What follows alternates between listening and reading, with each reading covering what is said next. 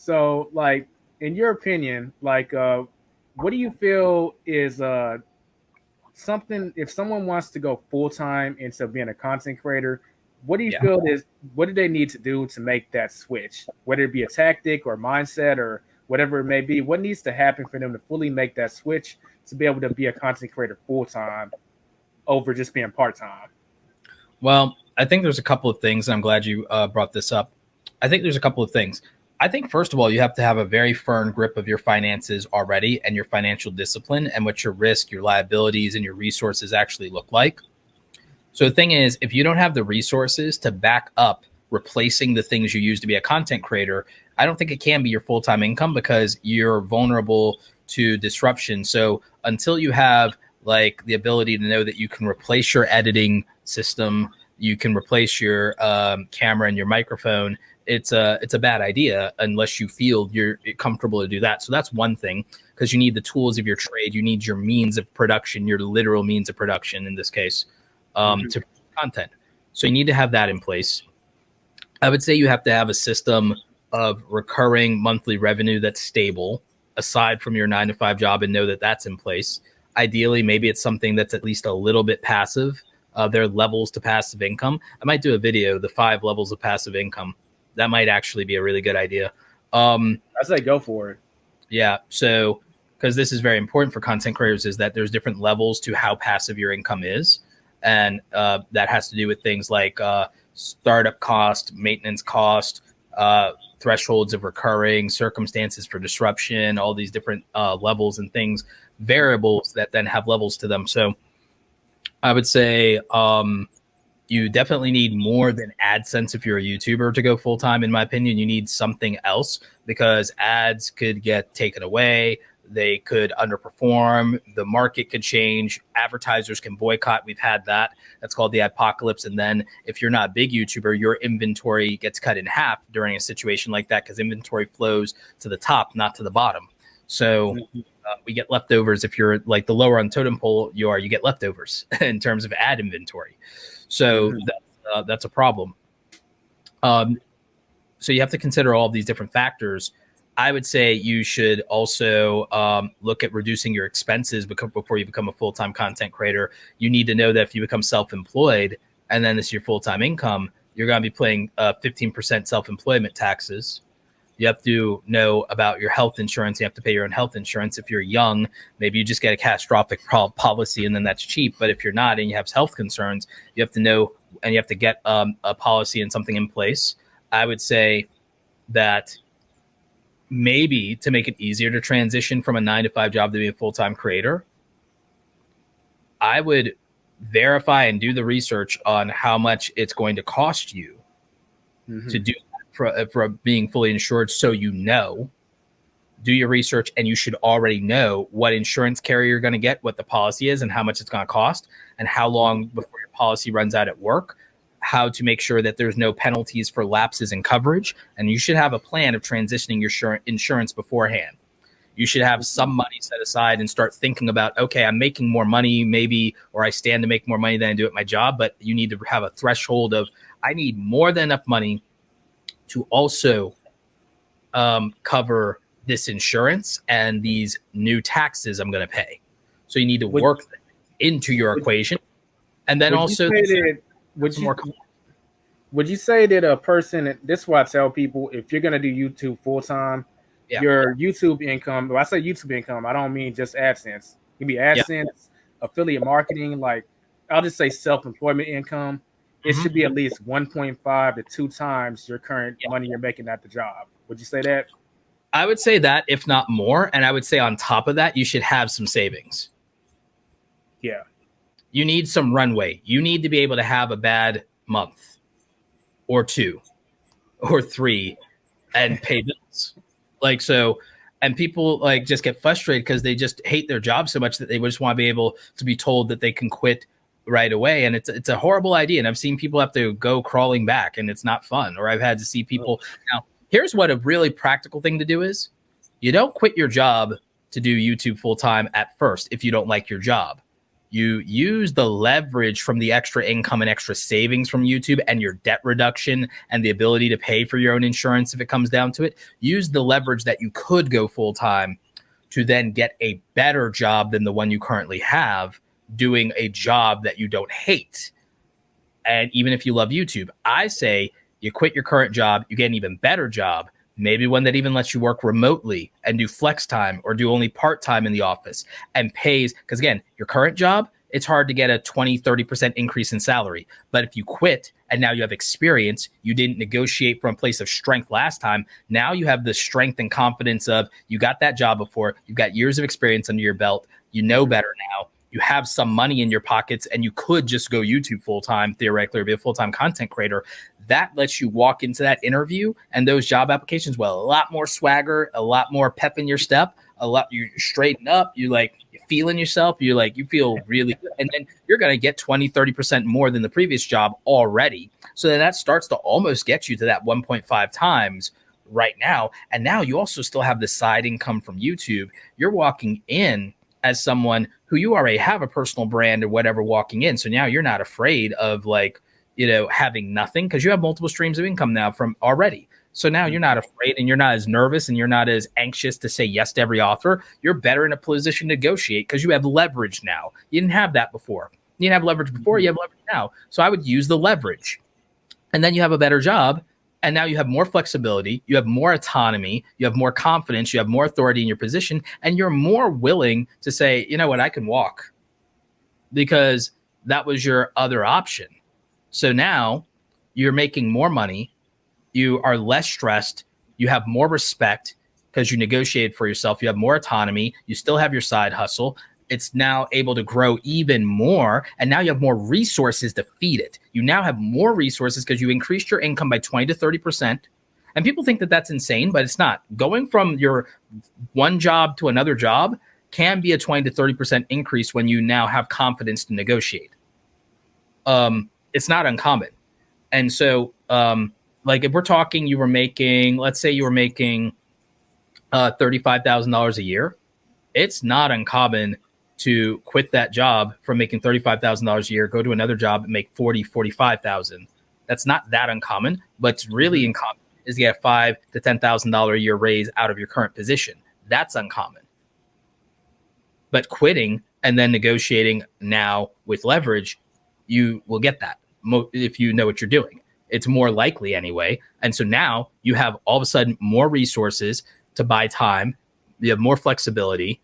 You are more comfortable to take days off if you want or need to and not worry about the earnings gap because it was more than you were living off of. All you have to do is not increase your lifestyle. All you have to do is not increase your lifestyle just because you increased your money. And you still have this side hustle that was YouTube on top of it. So now you can feed it more. And now the thing is, if you have to make less than this new job, you've learned to live off of less. You're reducing even more debt because you have the extra money from YouTube. You're getting used to this. You're buying the resources to make this YouTube channel scale.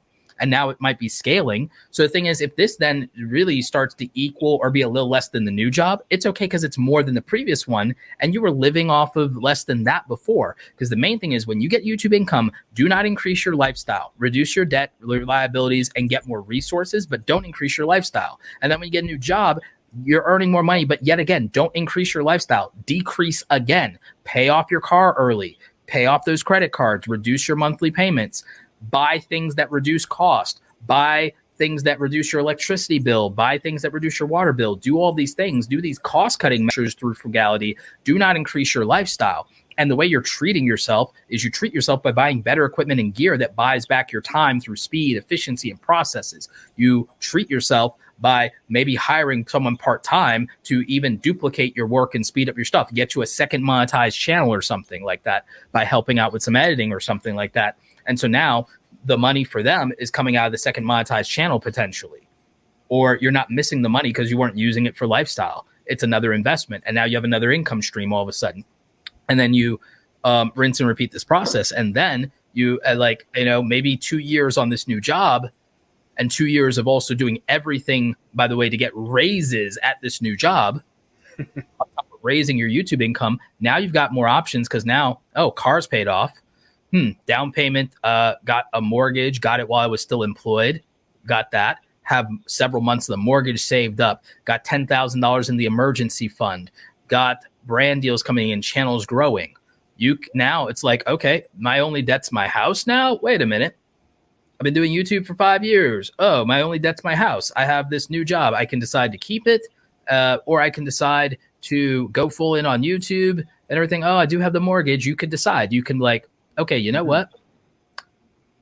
Give it another. It's been 5 years. I'll give it another 6 months of stacking cash. I have an exit strategy. I'm just going to go hard the next 6 months, juice the channel, and I can go hard 6 months because I know I'm going to quit the job and do this full time. So I'll juice it so that when I do go full time, I have the momentum of 6 months of going as hard as I can and swinging for the fences because I have the safety net of my job. Why not take some risk? Why not try to make a viral video? Why not try to up the quality? Why not? Because like, what's the harm now? Why not try this? Why not try that? I can swing for 6 months as hard as I can and try to blow up or get more money out of this, because then when I quit, when I leave, I have the juice and momentum of 6 months of going hard without even doing it full time. And so now I can do that and I can go full time, and I have several months of savings. I have an emergency fund on top of that. I have the extra juice from the 6 months of going hard and whatever the revenue was for that. And now I also have the time I have the money to, maybe I've outsourced to where it's like I can have some, like before I go full time, I go take my vacation, all my vacation days first, rest up, relax, come back, work for the last month. After, take all your vacation a month before you're going to put in your notice. You put in your notice. You've used all your vacation. You've used the six leave. You've made the provisions for your insurance. You've done all the things you need to do. You've got all of the nice, wonderful accolades and referrals for your LinkedIn profile. And now you're leaving, and now you're out. And what are you gonna do? It's like, I'm gonna do my own thing. I'm gonna pursue my passion. I'm gonna do my dream business. I've been thinking about it for a long time. Thank you everybody for a wonderful time here and everything like that. It's nothing to do with y'all. I just feel like if I don't do this now, I'm not gonna do it, and I gotta give it a shot. And I hope you wish me the best. And then you leave on good terms, so that if you have to go back, you're not crawling back. It's that everyone knew that you wanted to take a chance on yourself, and you give it up. You do it. You give yourself a month, because if they ask you to stay longer to train a replacement instead of just 2 weeks, you're like, okay, yeah, that's fine. And so you have that in your mind, and it's like, oh, yeah, that's fine. And you do a good job. You do that. You don't burn bridges, and that this is why it's better to go to a new job that you like more instead of just, I hate the job, I'm quitting YouTube. No storming out of the place, like throwing chairs and stuff. Don't make a quit talk, like a damn moron. Be a grown adult. I believe in grown adults here. And so in my mind, this is how you would do it. I'm giving people some people say, oh, this is a dream fantasy scenario. It's like, you could plan around this. You could do it. You could set yourself up for this, but this is the ideal way you position. And then, now you go full time, but you should live by a schedule. You should calendar block. You should treat your YouTube and creator business with the same respect as your previous career, and show up and wake up every day, get dressed for work, go to work. But you also should set some boundaries, and you should clock out too. Nice. And, a lot of people, I call it leaving from a position of strength versus a position of weakness. Yeah. And let's say you are in a position where you do hate your job. You may have tunnel vision to where you see like the only way of getting out of this is to go full time into being a YouTuber or a content creator. And that's going from a position of weakness. Just take it as this doesn't have to be the conduit for you to leave your job. You can just go get a better job, or even a job that pays the same, but you're not miserable there, and just keep working there until everything is in place that you mentioned, and then you can leave. Yeah. Or if you're making a crap ton, you're like, I already make more than I make at my job with YouTube. It's like, okay, leave your job and then do a part-time job, or then make sure that you're doing an active income job. Like you say, okay, I'm going to quit. I'm going to do YouTube full-time, but then maybe you get another side hustle. Maybe you do YouTube full-time and you do Uber or DoorDash part-time, and so that you always have a way hand to mouth to make money. Or you become a freelancer like I did. You become a freelancer, set up your own freelancing website, get on Upwork, get on Fiverr. And so whenever you make your YouTube videos, cool. But then every day you're prospecting, you're grinding, you're in LinkedIn, you're in Facebook groups, and you're getting hand to mouth clients, and you're setting yourself up to where you're guaranteeing yourself to make $100 to $200 every single damn day so that you can pay your bills regardless of how YouTube plays out. And whether you have a bad month, you keep scaling that and you figure out how to hustle and do that. You take that same YouTube camera and you go do some local real estate photography or videos or something like that. Go and get an extra $500 for no reason for a day's work. Just go ahead when you're not uploading a video. Just go and do it, because it's like, why not? Don't leave money on the table if you're going to be like that. It's like, I think if you hate your job, then find every means of making money without doing that job. You don't like your hourly wages? Okay, put yourself in a position to acquire the skills to where, as long as an opportunity and someone needs work done and they're willing to pay $200, $500 for a certain task, you're able to do that task. You're able to do that task. If somebody today wanted me to, because they don't want to know how to and they don't think they can do it, I could make an extra $150 today. I say, okay, I'll convert your Kindle KPF file to an EPUB file because you don't know how to do it, and a .mobi file, and I'll give you those files, $150. They don't know that that's going to take me 10 minutes. But it won't take them 10 minutes because they don't have the knowledge. It will take me 10 to 20 minutes. It will take me an hour. I will make $150 in an hour because I know how to do that. And I can charge that. And it's because they don't have the knowledge. They don't have the software. They don't know how to double check it. I do. And I'll give them quality and it'll be there. And I'll tell them, here's how you open the file that I sent you, verify that it's correct. Okay, great. Congratulations. Thank you. I see the money in my PayPal. Sayonara. That's it.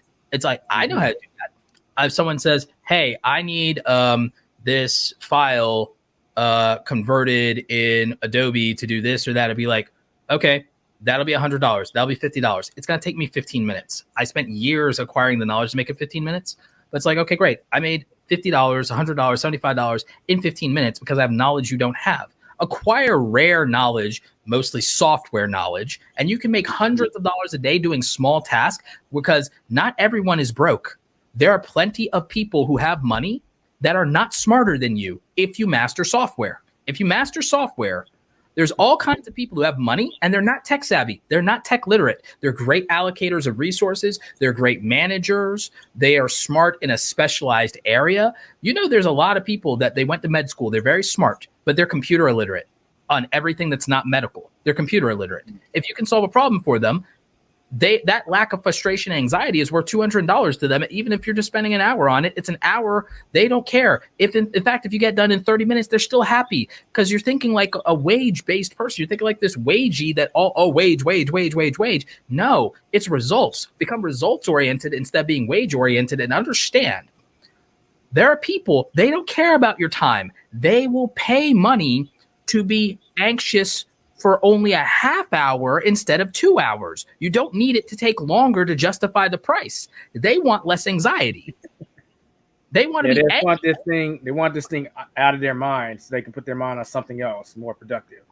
Exactly. And they don't want to have the anxiety a minute longer.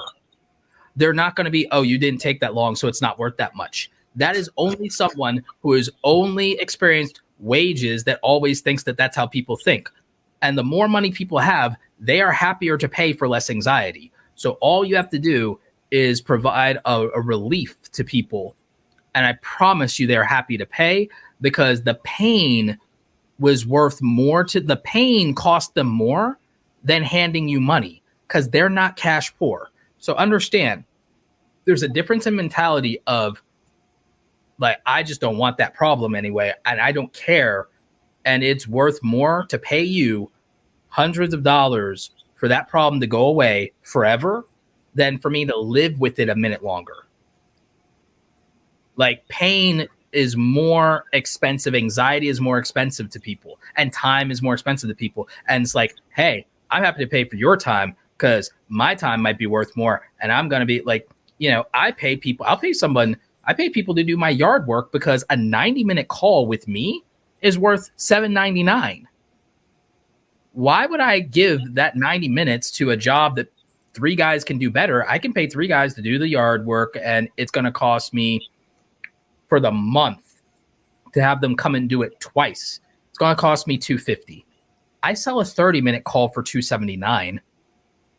I'm buying multiple hours of my life, and I can sell it at a higher rate. I can sell 30 minutes at the rate of multiples of hours. It's like, so it's about the thought process of that, and to put you in the position to, because again, it's about relative to what you would normally earn. Because again, for the guys who do my lawn care services, by the time they're done, even with working as a team, you have to understand, it's like, well, we're only paying them $250 and they come twice a month. Yeah. But from their perspective, they're making something like $40 an hour. Right.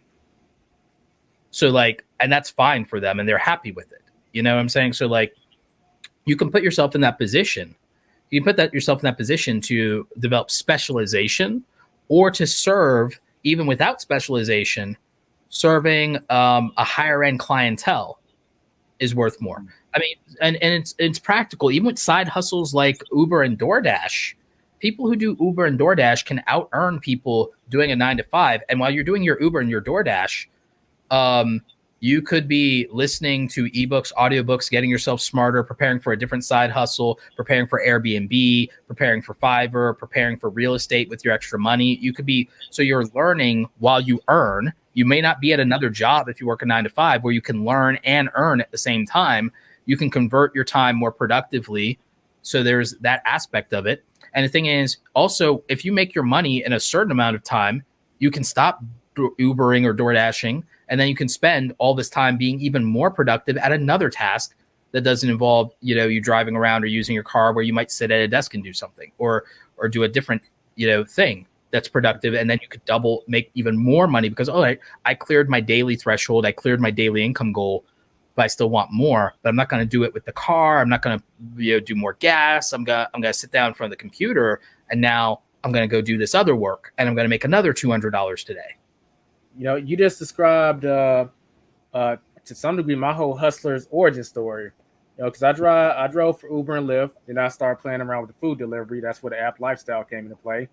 Then I remember I was eating dinner one time in between shifts, and one of your videos got recommended, and it specifically talked about freelancing and how, look, if you have a skill based on writing or tech, there's plenty of companies that'll pay you for that skill set. And I thought, like, oh, you know what? There's this blogger that I'm following called the Rideshare Guy. He has articles written and videos made. So let me reach out to him because he has nothing on Uber Eats.